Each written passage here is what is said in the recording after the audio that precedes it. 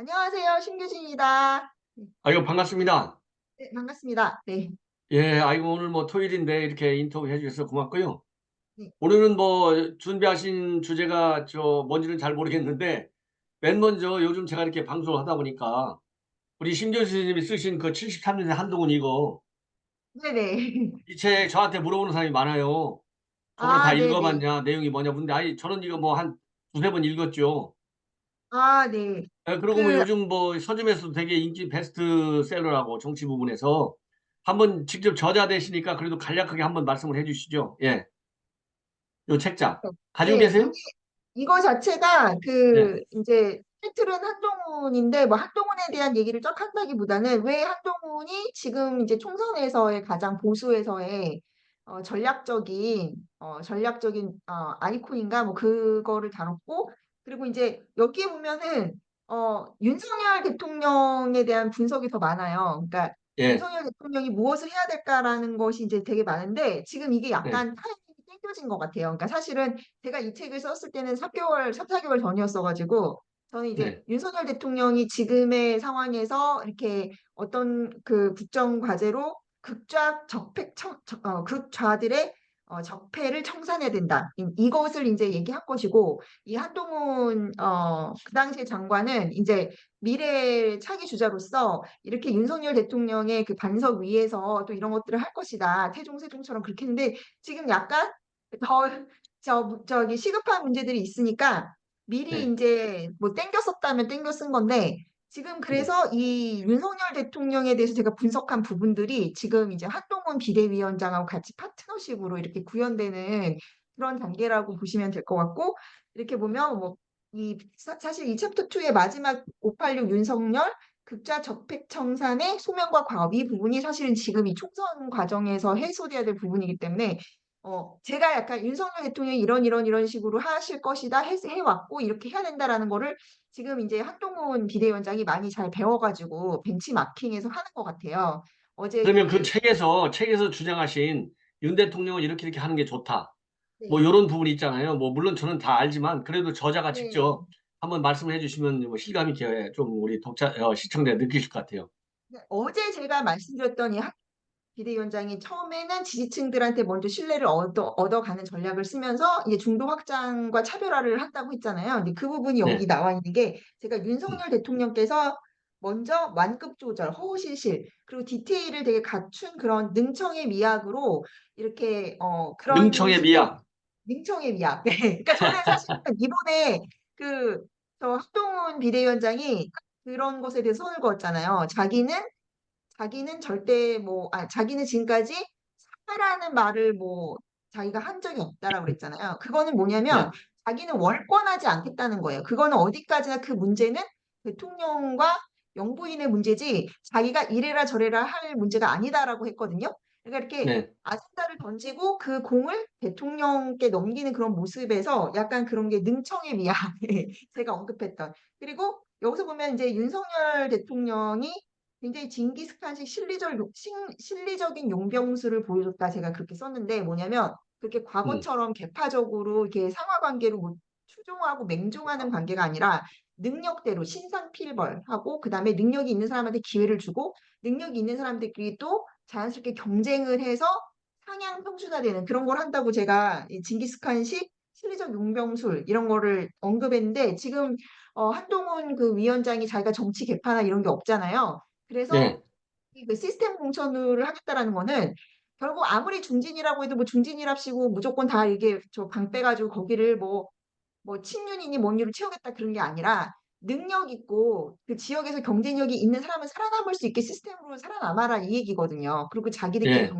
경쟁해서 하위에 있는 사람들은 퇴출되고 그리고 상위로 퍼포먼스를 보여준 사람은 우리의 자산을 쓰겠다. 그 얘기거든요. 그리고 예. 신인들한테는 또 그런 신인들의 막 세대별 저 가산점까지 다 디테일하게 테이블을 만들어 갖고서는 기회를 또 예. 공정하게 주는 거예요. 그러니까 그런 거를 예. 저는 실리적 용병술이다. 근데 제가 그런 점들에 있어서 윤석열 대통령의 어떤 지금까지의 용인술이라든지 조직 장악 능력이라든지 뭐 그런 것들을 음, 언급했던 거를 저는 한동훈 어쨌든 비대위원장이 20년간 윤석열 대통령하고 그런 같이 일을 해온 사이고 또 뭐 인간적으로도 뭐 친하다고 그러잖아요. 그러니까 잘 배운 거죠. 선배로부터 다 배우잖아요. 저희 세대는. 그러니까 예. 그런 이제 좋은 롤 모델이 정책 모델이 윤석열 대통령이 되어 주셨다라고 저는 생각하고 그래서 더 파트너십이나 그런 신뢰 관계가 구축될 수 있다라고 생각하는 거예요. 그냥 정치적인 이해관계로 그냥 야합하고 그런 게 아니라 그래서 뭐 이런 거를 좀 다 읽어보시면 아마 또 여기에 한동훈 또 그 비대위원장의 앞으로의 전략과 뭐 처신 이런 것까지 좀 다 담겨 있지 않을까 뭐 이런 생각이 듭니다. 네. 그래요. 그러면 이제 저 이번 시간에 그 아주 핵심 부분 잘 말씀해 주셨고요.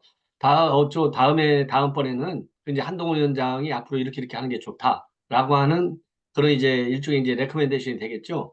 그런 거는 다음 시간에 한번 또 소개를 해 주시죠. 예, 왜냐하면 뭐, 우리 예. 서울 언론에서도 이 보면은 이제 73년 한동훈 이 기사들이 많이 나왔어요. 한동안 제일 처음에 나왔을 때. 저도 그래서 요 책 그 기사 나온 거를 핵심 부분을 해서 많이 보도를 해드렸는데 직접 책을 쓰신 분이니까 그것도 행간에 또 담지 못한 얘기들도 있을 거 아니에요? 이제 그런 것까지 그렇죠. 담아서 이제 다음번에는 지금 말씀하신 한동훈 장관이 저 비대위원장이 이렇게 좀 해라. 그러면 당신 성공한다.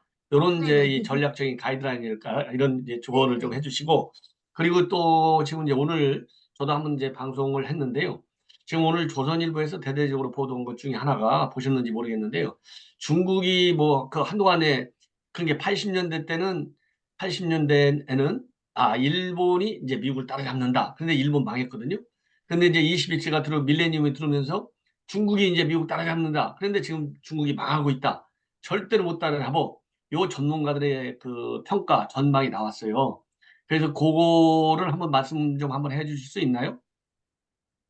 또 제가 이제 급변하는 세계 사대주의를 버리고 전략적인 변용을 해야 된다. 이 챕터에서 그 중국 얘기를 다뤘고 그리고 이제 기본적으로 제가 뭐 여러 나라에 있어봤잖아요. 호주에도 있었고 싱가포르, 호주 그리고 스페인 그렇죠.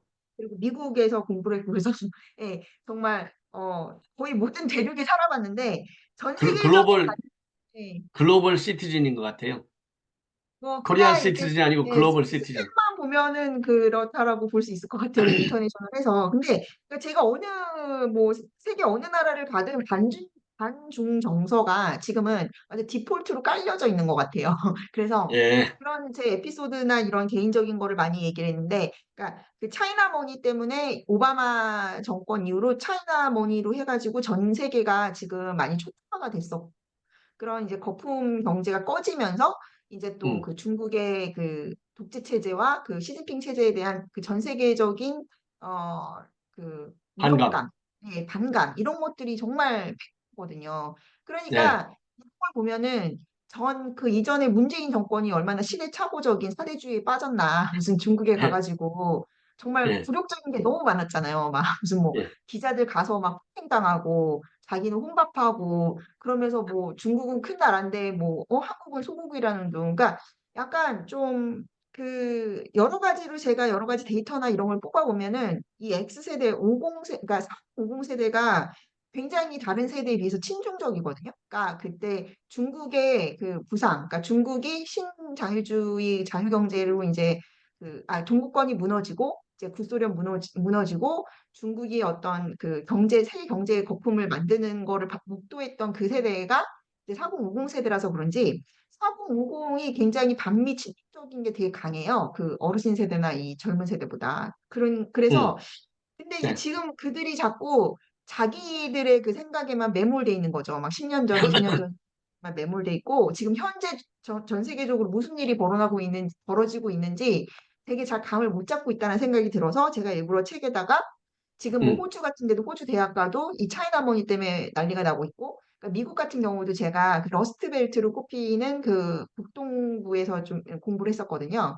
근데 예, 그쪽도 그러니까 디트로이트 같은데 제가 이제 석사는 미시간에서 있고 박사는 그 시라큐스 그 저 뉴욕주에서 했는데 그쪽이 그러니까 예전에 그 자동차 산업으로 되게 자동차 산업이라든지 제조업으로 호황을 누리다가 그 음, 폭삭 이제 망하게 됐는데 중국 때문에 이제 중국으로 다 생산 기지가 넘어갔었잖아요. 이제 그리고 나서 그렇죠. 디트로이트나 이런 데가 다 망하고 나서 또 그 후에 차이나머니가 다 거기를 점령했다고 하더라고요. 그 도시 그 러스트벨트를 예, 되게 확 했던 그런 도시에 와가지고 그래서 예, 지금 어느 데든 어느 뭐 나라든지 뭐 유럽도 마찬가지고요. 되게 반중 정서는 굉장히 높다. 그래서 그뭐 1대1로 가지고도 문제가 되게 많잖아요. 예, 아프리카 그렇죠. 그런.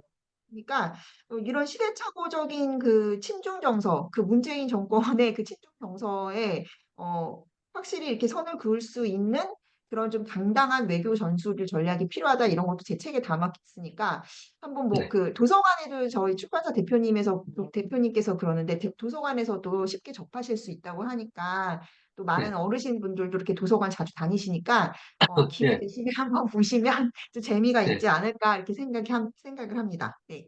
예, 예, 아주 좋은 말씀 고맙고요.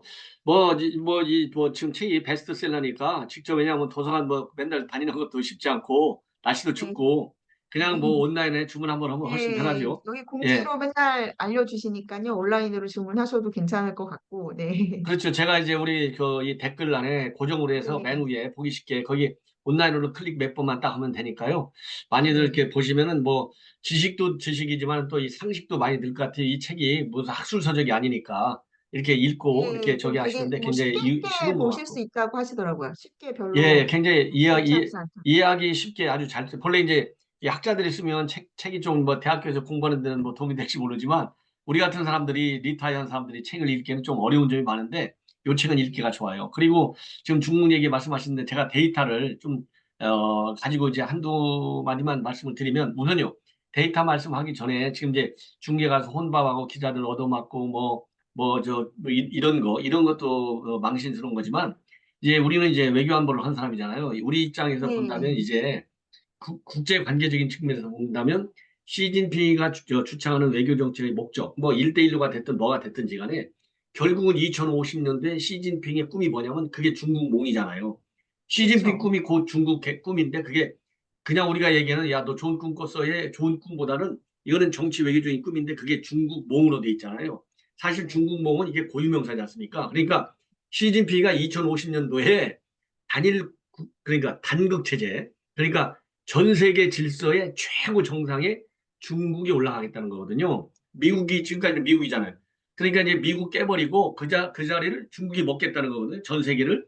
근데 이 문재인이가 얼마나 무식하냐 이 인간이. 아니 중국에 가서 그것도 중국 몽을 지지합니다 이랬잖아요. 아마 백악관에서 열받았고 잠을 못 잤을 거예요. 그죠? 그게 제가 보기에는 네. 정말. 그게 근데 그런 지금 외교적인 실수가 아니고 그만큼 네. 문재인이가 무식하다는 거예요. 이제 그게 이제 제일 큰 문제점을 준 거고 미국에서 볼 때 야, 이런 나라를 우리가 한미 동맹으로 보호할 필요가 있나 아마 그런 생각도 했을 가능성이 많아요.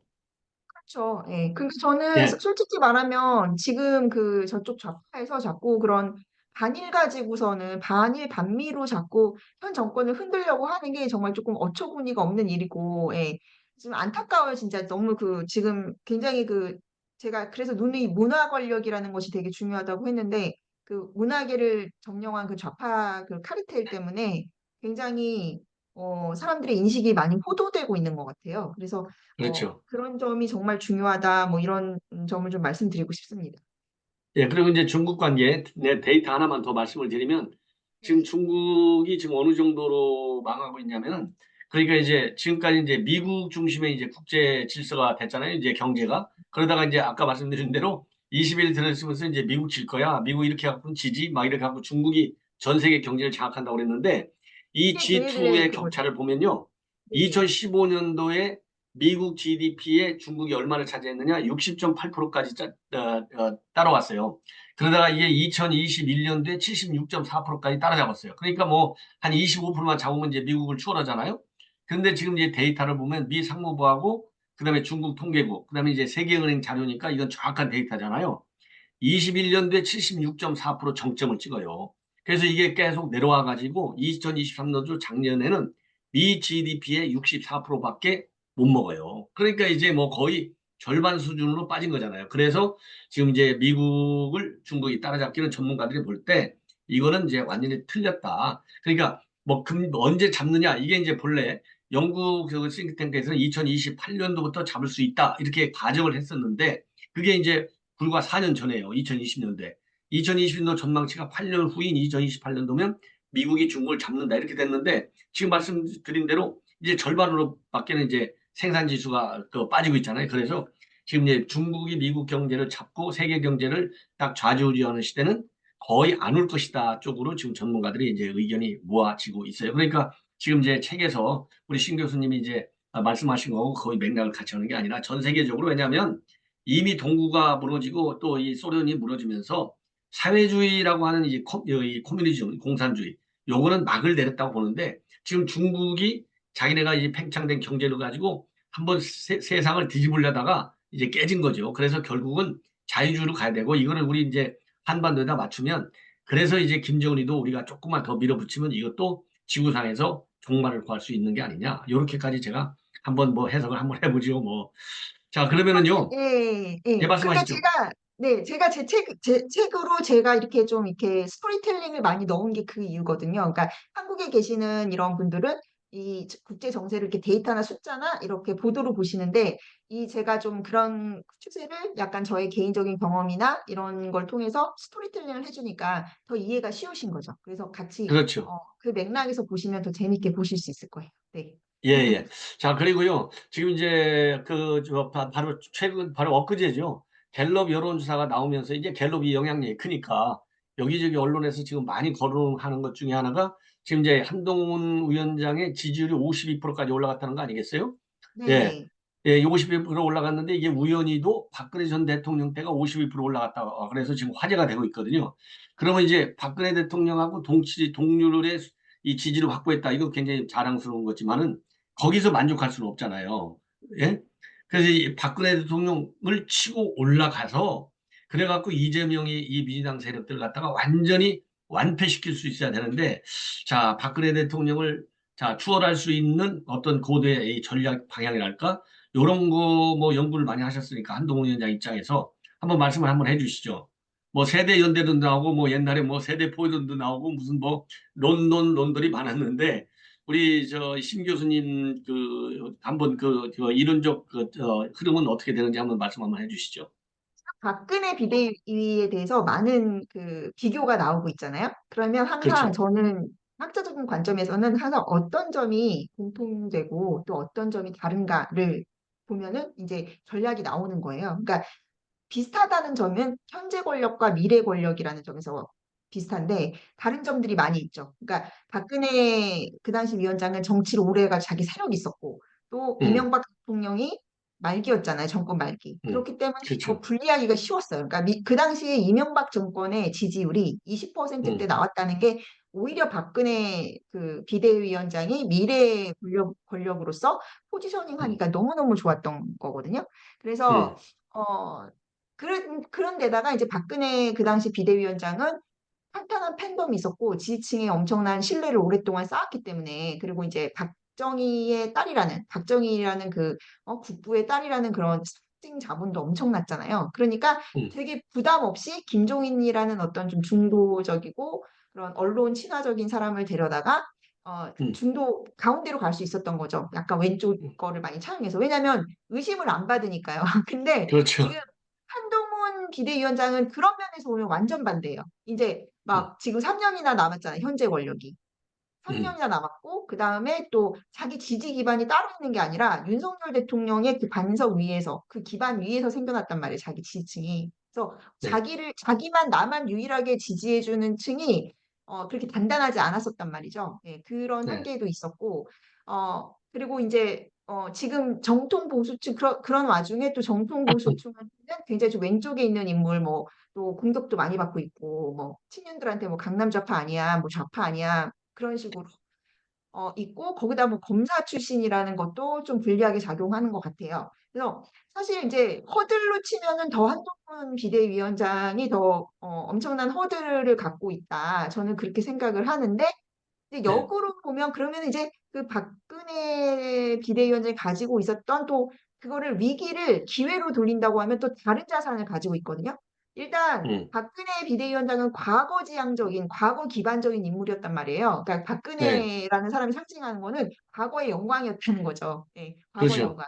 근데 한동훈이 내세울 수 있는 건 그럼 뭐예요? 미래지향적인 담론, 미래에 대한 어떤 희망이잖아요. 그러니까 네, 세대의 관점이 꼭 들어가야지 성공할 수 있는 거예요. 한동훈 비대위는. 그러니까 네, 한동훈이 지금 차별할 수 있는 거는 세대 교체, 예, 음, 그거로 해서 중도를 딱 끌어들이면서 이 그 정통 지지층의 우려를 불식시키는 전략으로 나가야 되는 거죠. 그러니까 음, 그래서 저는 그렇기 때문에 제가 이 책도 세대 X세대론이라고 저는 X세대의 정치적 변혁에 제가 그래서 이 초점을 맞춘 건데 그래서 음. 그 제가 말씀드렸던 게 이준석이 기존에는 4050 이 사람들은 너무 좌경화됐으니까 6070하고 2030이 2030. 이렇게 해가지고 예, 세대 포위로 세대 포위론을 포이. 하자라고 했었는데 예, 그게 맞아요. 이제 대선 당시에는 그 한계를 드러냈다고 그랬잖아요. 그래서 네. 저는 X세대 그 학생이 나서면서 지금 이제 새로운 현상이 나타나고 있는 건 뭐냐면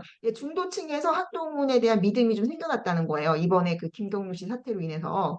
그리고 음, 물론 일부의 그런 이제 지지층, 정통 지지층의 우려감은 있지만 저 이준석 때와 다르게 지금은 이제 총선이 얼마 안 남았고 그렇기 때문에 이제 한동훈 비대위원장이 어느 정도 여론의 지지를 얻고 자기가 이제 이거 키를 잡을 수 있게 됐다라는 거죠. 그러니까 이 상황을 그러니까 위기를 기회로 활용하는 거는 결국에는 이 보수 세대 연대론, 예, 세대 연대, 세대 연합의 주체로서의 X세대가 돼야지 이 난국이를 돌파할 수 있고 박근혜 비대위와는 다른 방향으로 이 전국을 주도할 수 있다. 저는 그렇게 생각해요. 그래서 지금 이제 항상 그 위기는 기회인데 왜냐면 저기 지금 한명훈 비대위원장 같은 경우는 비토감이 되게 높아요. 또 저번에 그 박근혜 비대위보다. 왜냐면은 네.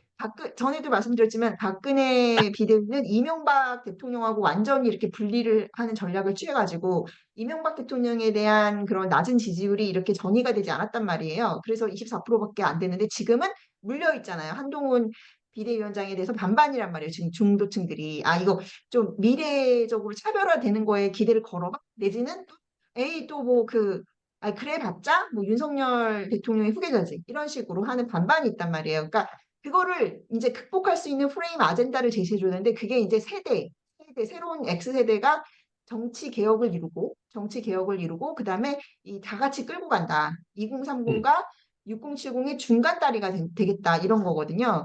그래서 음, 제가 주장하는 건 뭐냐면 대선 때 윤석열 대통령을 찍었던 2030 세대를 최소한 그 복원을 해야지 이길 수 있어요. 총선에 겨우. 예. 네네. 거기에 플러스 한동훈 왜냐면 지금 이제 보수층은 사실은 근데 보수층은 이제 일부에서는 우려를 많이 하시지만 김경률 씨 뭐 사퇴해야 된다고 하는 문제. 근데 그거는 사실 소프트 랜딩 할 수 있는 여지가 되게 많이 이제 있거든요. 왜냐면 자연스럽게 그 명분과 뭐 약간 모양새를 취해서 그 이제 공천되고 공천 선거 국면으로 가면 자연스럽게 그거는 정리가 될 문제이기 때문에 이제 그러면은 이제 한동훈 비대위원장이 이 어르신 세대의 그런 아젠다와 또 이 젊은 세대의 아젠다까지 다 아울러서 이 보수의 아젠다를 이렇게 제시하면서 X세대 기술론으로 나가야 이제 희망이 있는 거고 그게 첫 번째고 세대적인 관점. 두 번째는 뭐냐면 말씀드렸지만 아직 3년이나 많이 남았잖아요. 그러니까 비대위원장이 자꾸 그 워딩을 나는 이번 총선에 그냥 다 불사르겠다. 그리고 나더러 너무 나왔다고 하는데 난 상관없다. 나는 보수를 위해서 이번 총선만 보고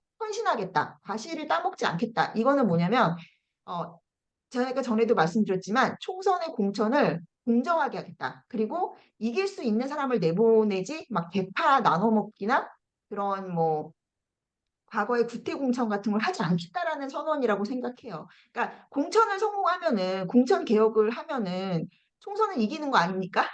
근데 그거를 음, 누가 하겠습니까? 그러니까 그러니까 한동훈이 자기가 나서가지고 계속 자기 저 어디 지역구 나가가지고 내가 여기 당에다가 내 개파 심어가지고 내 사람 나한테 줄 서. 이렇게 하면은 당연히 분란 나고 승복을 또 못하고 다 또 친윤 공천한다 뭐 낙하산 공천한다 그런 말이 나오면은 당연히 원래 당에서 헌신하시던 분들 막 되게 뭐야 화가 나가지고 예? 또뭐 개혁신당이나 이런 데로 갈 수도 있는 거잖아요. 그러니까 그런 거를 미연에 방지하겠다라는 저는 선언이었다고 생각해요. 그래서 그때도 말씀드렸지만 자꾸 유학설도 나오고 하는 게 저는 일단 한동훈 비대위원장의 타임이고 총선은 역할 분담이라는 게 중요한 게 한동훈 호로 가야지 총선을 이길 수 있는 게 자명해요. 그리고 약간 이제 윤석열 대통령께서는 큰형님 리더십을 발휘해가지고 이렇게 서포트를 해주는 그런 모습을 보여 총선은 자명하게 이기는 것이고 그 후에는 한동훈 이제 비대위원장의 타임이 아니죠. 그때부터는 윤석열 대통령의 타임인 거예요. 왜냐면 아마 그거에 대한 제가 전에도 말씀드렸지만 총선을 이기면 그때 사람들이 엄청나게 깨달을 거예요. 윤석열 대통령의 그 인내심과, 예, 그리고 이렇게 포용력과 이제 그런 거를 제가 또 책에 담았는데 항상 윤석열 대통령 잘 참아오셨어요. 여러 국면에서.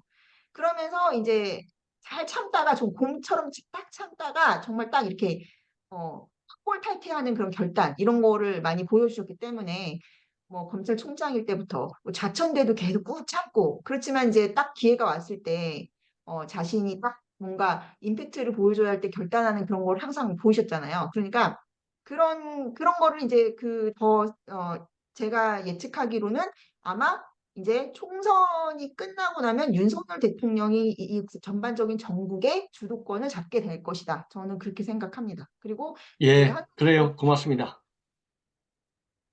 네네. 자, 그러면 이 시간은 이걸로 마무리하고요. 워낙 뭐 아시는 게 많으니까 하실 얘기가 많겠지만 다음에 너무 길면 사람들이 안 봐요. 네, 예, 너무 길면 2부에서 안 보니까 네, 요거는 요걸로 네, 마무리하고 또 바로 이어서 하시죠. 네, 감사합니다. 네, 예, 수고하셨어요. 네.